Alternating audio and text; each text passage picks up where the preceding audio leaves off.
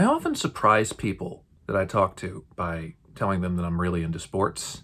I mean, other than the jersey, the looks don't really tell that story. I look more like your standard issue introverted nerd, which I am, but I grew up in a sporting household, and thus I accumulated a lot of information about baseball and football, both of which I still utilize today. I will be the first to admit that football is overly complicated, riddled with inequity, and the cause of too many horrible injuries that should be further regulated, but there is something fascinating about it.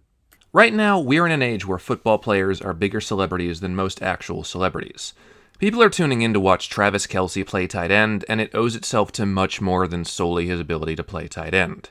More people can name both current Pittsburgh Steelers quarterbacks than can name one regular cast member from FX's The Bear. And more people are tuning in to watch NFL Sunday afternoons than any of the weeknight programming on the Big Four networks. Is that the fault of the writer's strike? Or are we in the NFL's biggest oversaturation period since the early 90s? Maybe both. And all this stuff about Travis Kelce has gotten me thinking, because Kelce has moved beyond pure football playing at this point. He's in commercials, he's done an episode of Saturday Night Live, he's on TMZ all the time, he'll probably be in a music video before you know it. And this isn't the first time in the last 20 years that someone like this has tried branching out into other forms of media. Like, the Manning brothers are game show hosts. The NFL's all-time single-season sacks leader breaks bread with George Stephanopoulos every morning. The host of America's Got Talent came up as a linebacker for the Rams. Tom Brady was in TED 2. There's lots of options for former football players who want to aid the entertainment industry in ways that don't involve running at full speed at other men. Yet they're not starring in movies. Travis Kelce has not been offered a contract to headline a major blockbuster yet. Maybe a cameo, but not a lead role. And it wasn't always that way.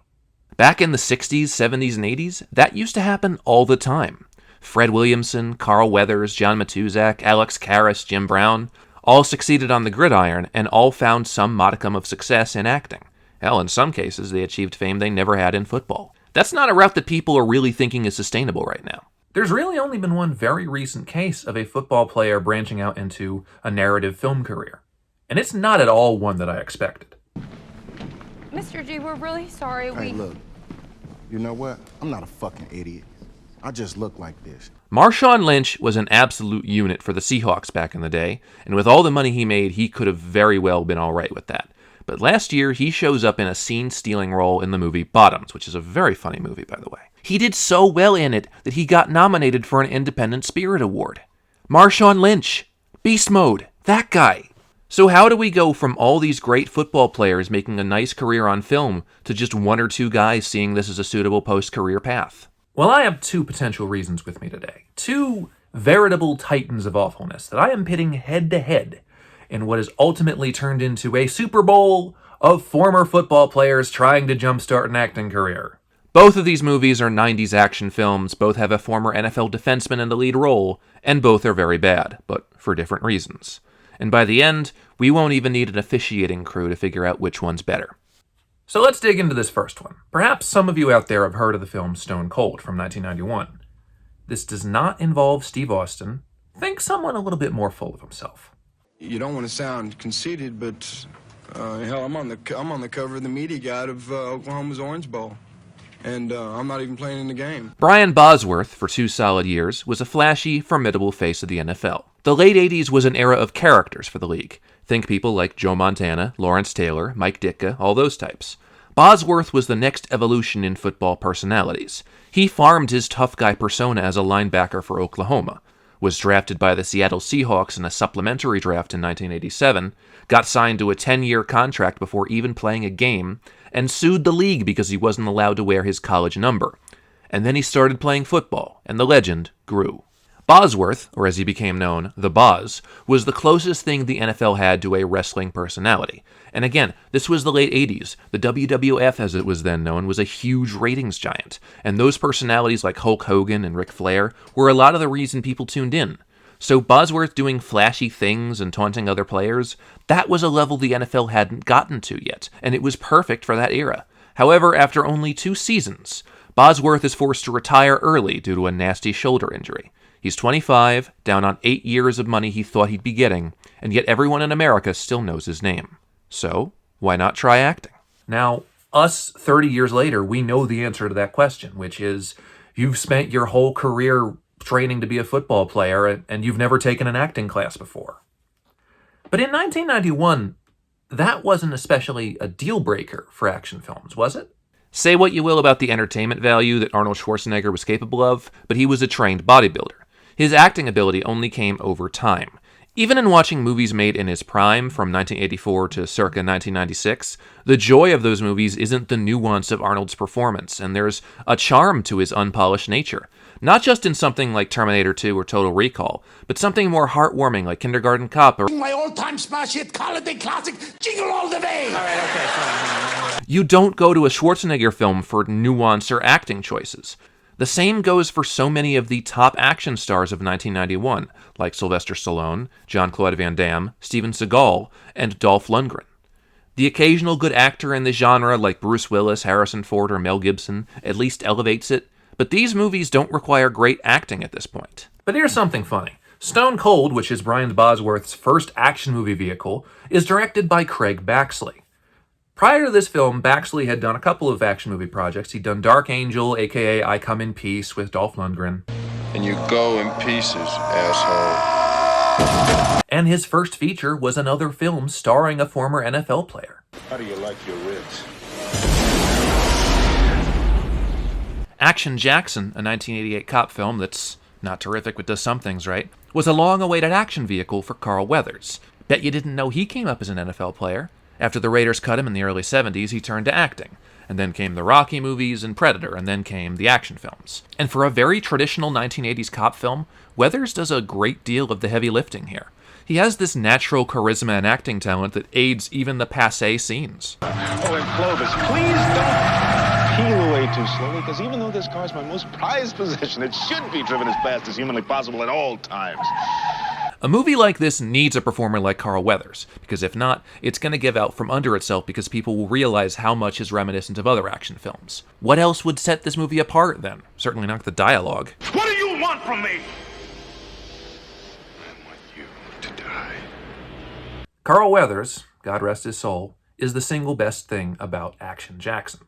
So what if you had a film like Action Jackson, but with someone who doesn't have any of the natural charisma or talent that Carl Weathers had? Stone Cold is an odd film. Aside from being, an undercover cop biker gang action movie starring a former linebacker, this is a very violent 90s action movie written by a guy who had been writing films for 50 years. Walter Doniger got his start in the 40s, writing studio picks and crime capers, and then became a television writer and director. So if you ever wanted to connect Brian Bosworth to Burt Lancaster, that is how. After several years of dormancy, Doniger comes out of the woodwork with this script, which was even more violent and abrasive than any of the other ones he'd been known for. You would think that someone that old would turn their nose up at a movie of motorcycle gang members murdering people, but it was right up his alley, apparently. Yet because this was a very Hollywood system screenwriter and a very Hollywood system director, we got a very Hollywood system movie.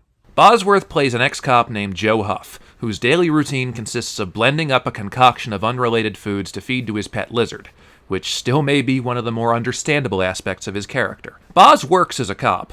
He does pretty well in some early sequences where he has to throw people around a supermarket, but then the plot comes aboard, as Huff is essentially blackmailed by the FBI into infiltrating a biker gang who's been the subject of recent Alabama state litigation. It's the standard, you do this for us and your record's clear plot, and Boz is clearly not the worst actor to do it. Huff is given the fake name John Stone, hence the title Stone Cold.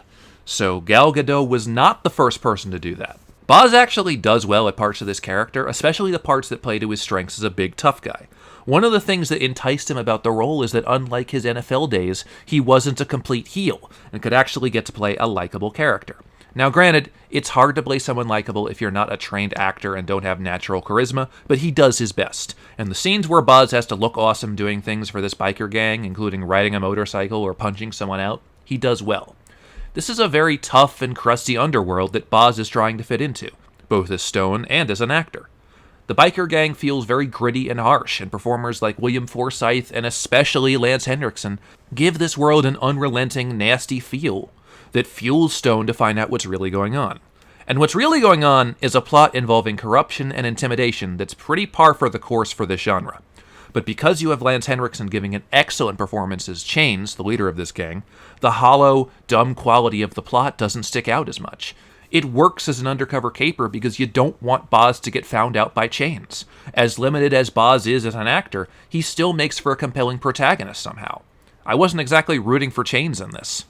Though at the same time, the FBI characters are only likable because the film obviously takes their side. Sam McMurray plays Boz's FBI contact, and the joke is that he's in over his head on a field assignment because he's very OCD and clean cut, and he's gonna blend into all of these biker bars and truck stops, and he is clearly not having it. And what are you doing here, Lance? Facing my fears? Well, follow me.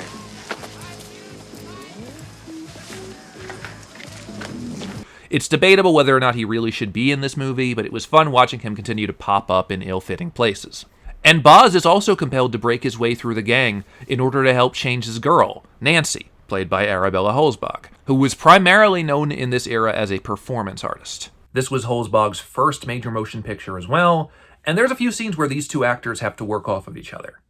It could have gone better. Would you like to tell me who the hell that was? His name's Dimitri. He got the money and Chains is gonna kill me. It's not a good sign when both your male and your female lead aren't great actors, and have no chemistry with each other. So when you try and do a tender scene with them, it doesn't work because every other read will just be bad. Chains killed. James killed who? Because if you do, you'll become the hunted. Who cares, Stone? Let him kill me. Let him try. And then you have two different approaches to a kissing scene. Like here it looks like Boz is trying to eat her face. I don't know, man. And that's the thing about Bosworth's performance in this movie. It's only clear that he's not a trained professional when the film has him do scenes outside of his comfort zone, like scenes of emotional exposition, or scenes where he's just not in control. In scenes like that, Bosworth will just stand there for 5 seconds with his mouth open in lieu of an acting choice. And then you have the moment where Nancy is onto Stone and is given information about his true identity and has to ask him point blank if he's lying. A better actor would nail this charm. Boz does this. Look at me. Look right at me. Tell me you're not a cop. You're out, I'm a cop. Satisfied? And yet, and this is very important here, because this is an early 90s action film, Boz might not even be the worst actor in this movie. Tell Chains to keep his castles out of my sandbox. Get in the car.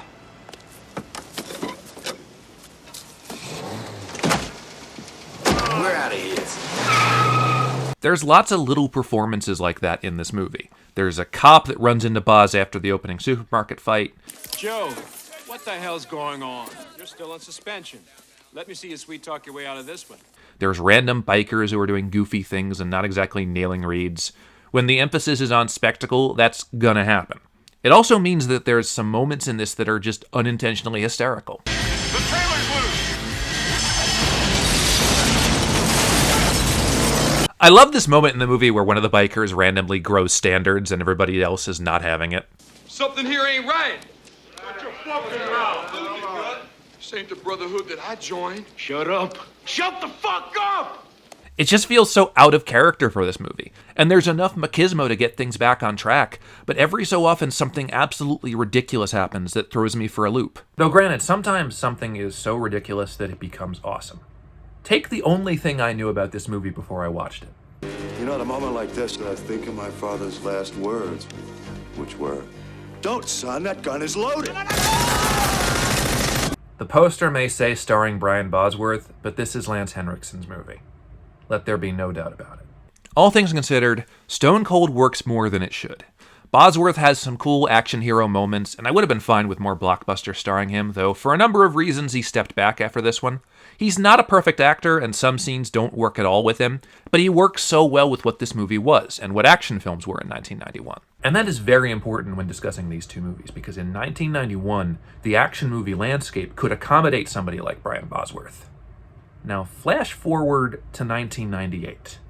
In 1998, action movies are a lot different. A lot of the big ones involve some massive calamity befalling the country, and a bunch of American heroes coming to the rescue.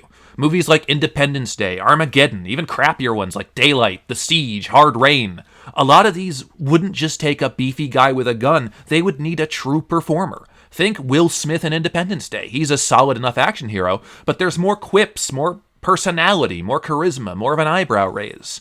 Same with Bruce Willis in Armageddon, or even Matthew Broderick in Godzilla 98. They don't have to be Sylvester Stallone, they can look like anyone, because in this era, anyone can be a hero. Which is why it baffles me that Firestorm, starring former Los Angeles Raiders defensive end Howie Long, exists in the first place. Like, this came out in January 1998. Titanic was in theaters. Godzilla and Armageddon were months away. This movie tried to fit in alongside the action movies of its era, and for better or for worse, it stood out. Aside from the obvious addition of Howie Long, who was then already in the midst of his broadcasting career, there are some very odd credits here. Firestorm was directed by Dean Semler, his first feature after a career of cinematography, including an Oscar for shooting Dances with Wolves. The credited writer is Chris Soth, who wrote this film as his final project during his time studying at USC. Soth's spec script was kicking around Savoy Pictures for a lot of the 90s, and at one point Sylvester Stallone was attached to star. But seeing as Savoy was a much smaller production company and Stallone wanted big money, it didn't happen. The script was rewritten by Graham Yost, who was already known for writing Speed and Broken Arrow at this point. It's very important that Graham Yost worked on this after Broken Arrow because the whole reason that Howie Long headlines this movie is because of his work in Broken Arrow.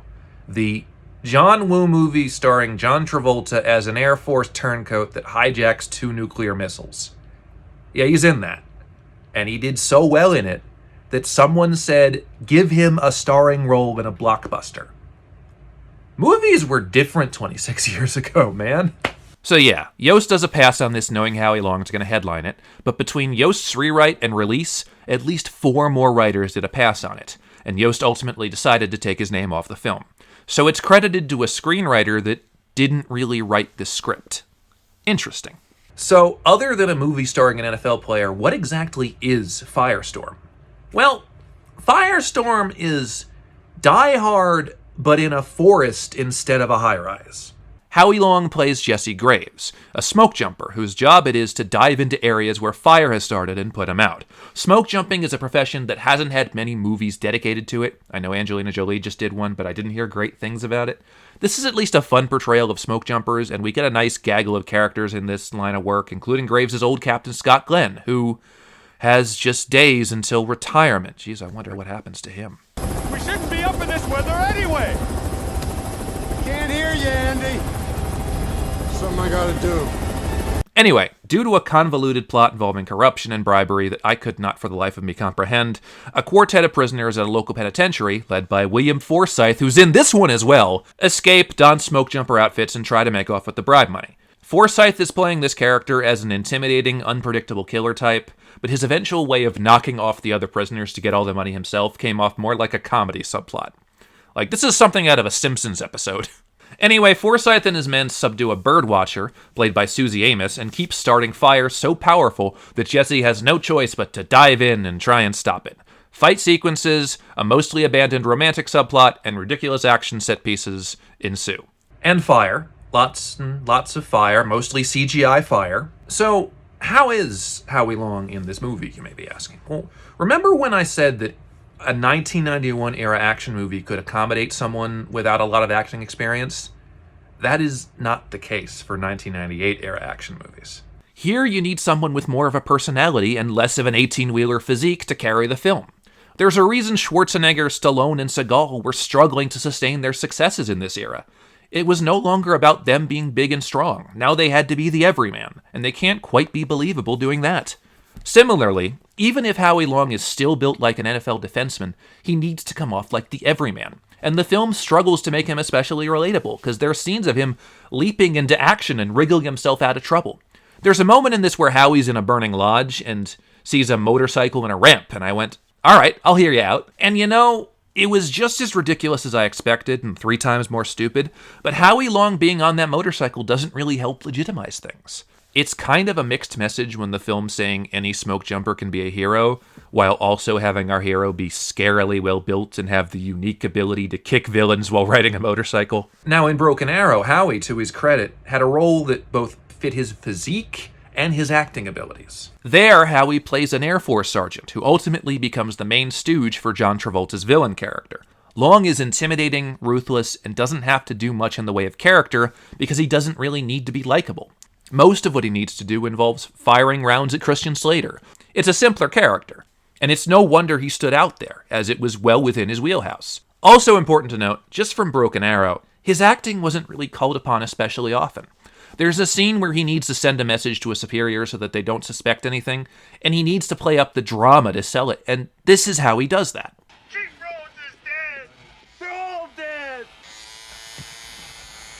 It's the nuke! It's open! It's wide open! Oh, God! What am I gonna do? Honestly, I think the Razor was the better actor here. And there's lots of little moments like that where reads don't go 100% as they should, or Howie doesn't land the intonation, or he comes off too harsh. But for a sergeant gone rogue, that's understandable. So you may be wondering, if that's what he struggled with in Broken Arrow, how is his acting in Firestorm?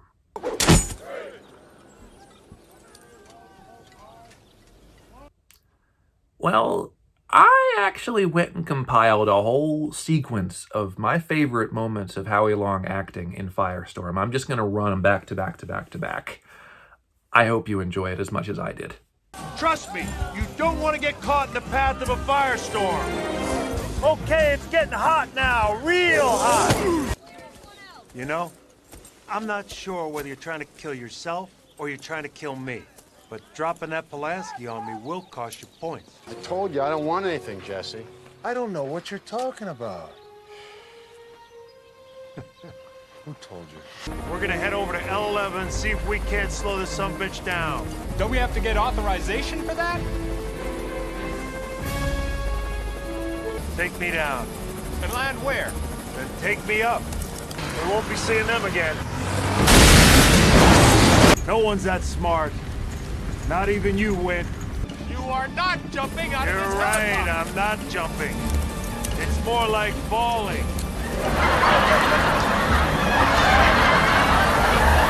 So, modulation is an issue, channeling emotion is an issue, nailing key lines is an issue.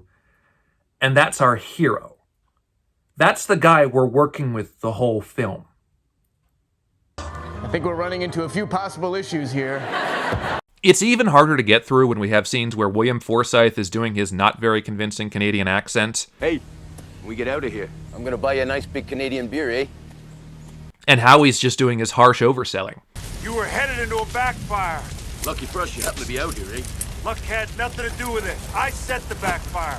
I shouldn't be looking to Susie Amos for help, but for a lot of this, she's the only person not infuriating me. And like Stone Cold, Susie Amos doesn't have much chemistry with Howie Long, which helps because any attempt to make them an item is kind of worked around. Though there is this hysterical sequence in the film where Amos switches places with Howie on the motorcycle and Howie unsuccessfully fights the urge to look. And then a minute later, Amos hangs on to Howie by what I can only assume is the part of Howie that didn't need acting training. The most ridiculous part of this performance is the movie's attempt to give Howie Long's character a growth arc. Like, it's established midway through the film that Jesse is not a fan of water, and they do this ever so subtly. Water!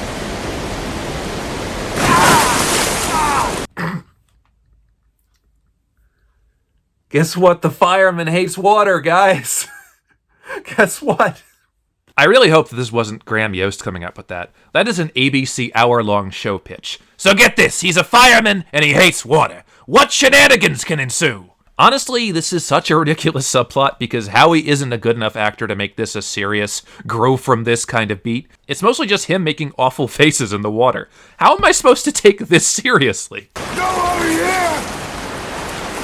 I'm just drowning! And with an arc this shoddily put together, it's clearly not hard for Howie to get over his fear of water, considering that the climax takes place on a dock that the wildfire's closing in on. Oh no, William Forsythe's getting away with Susie Amos on a boat. I wonder if this movie will remember that Howie hates water.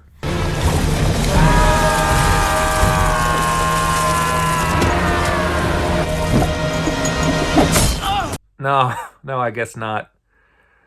Oh, Firestorm. Oh, you laughable piece of junk, you. Now, I will give this film credit. There is literally one scene that really worked for me. It's a scene where one of Jesse's company members tries to pull a fastball on him by replacing their rec room ping pong ball with a flammable kerosene ball. All right, fire away! And what were you expecting? This? This is the one point in the movie where Howie Long's charisma works for me, because this seems like the kind of fast one he'd pull in the locker room.